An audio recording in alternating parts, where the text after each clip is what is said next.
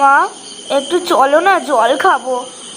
দূর, একে ভয় পাস বলে লাইট জ্বালিয়ে ঘুমাচ্ছিস, আবার জল খাওয়ার জন্য ডাকছে।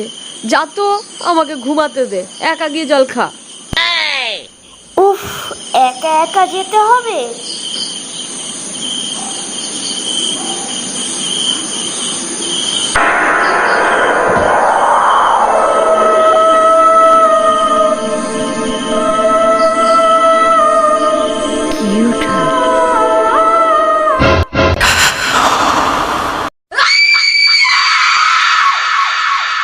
ওরে বাবা রে!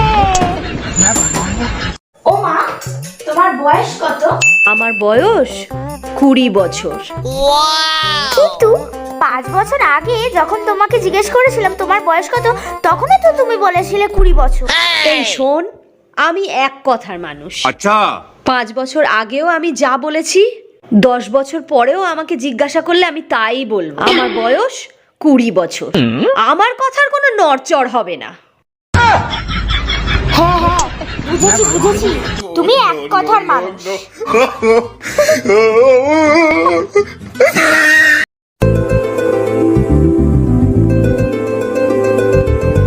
ও মা, কি খাচ্ছ? আমাকেও একটু দাও। আর সহ্য হচ্ছে না আমার তোর বাবার এই অত্যাচার, তাই ভাবলাম। কি ভাবলে? এই দুধের সঙ্গে আমি একটু বিষ মিশিয়ে খেয়ে মরবো, সেটাও তোর সহ্য হলো না, সেটাতেও ভাগ বসাতে চলে এলি। ভালো লাগে না আমার। হলো ছলো নয়নে হাসি মাখা বদনে ছলো ছলো হ্যাঁ, তাহলে বুঝলি তো, ডাক্তার হতে গেলে তোকে কিন্তু মন দিয়ে আগে পড়াশোনাটা করতে হবে।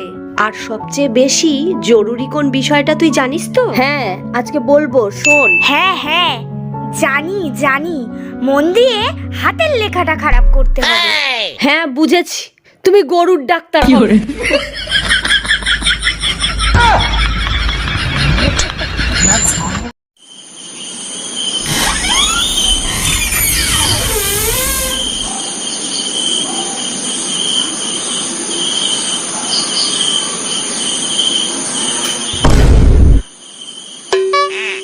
এত রাতে কোথা থেকে ফিরছিস? না মা, মানে সৃজার মা ফোন করেছিল তো, বললো সৃজার পা ভেঙে গেছে। আমি তোমাকে বলতে পারিনি, আমি তাড়াতাড়ি বেরিয়ে গেছিলাম, ওই জন্য আমি সৃজাকে হসপিটালে দিয়ে তারপরে আসলাম। ও, সৃজার পা ভেঙে গেছে? ঠিক আছে ঠিক আছে, আমি রাগ করিনি। তুই যা যা, তাড়াতাড়ি যা, জামা কাপড় ছেড়ে হাত মুখ ধুয়ে শুয়ে পড়, অনেক রাত হয়ে গেছে। যা যা, তাড়াতাড়ি যা, তাড়াতাড়ি যা। মা বুঝতেই পারলো না আমি আর সৃজা পার্টি করে ফিরলাম। মাকে বোকা বানানো কি সহজ। তাহলে বুঝলি তো ব্যাপারটা, কেউ যদি তোর ওপর ইট মারে তাহলে তুই ঘুরিয়ে পাটকেল নয়, তাকে ফুল মারবি। আচ্ছা। হ্যাঁ, গামলার সাথে। এ ব্যাপারটা বোঝেই না, এ আর শুধরাবে না।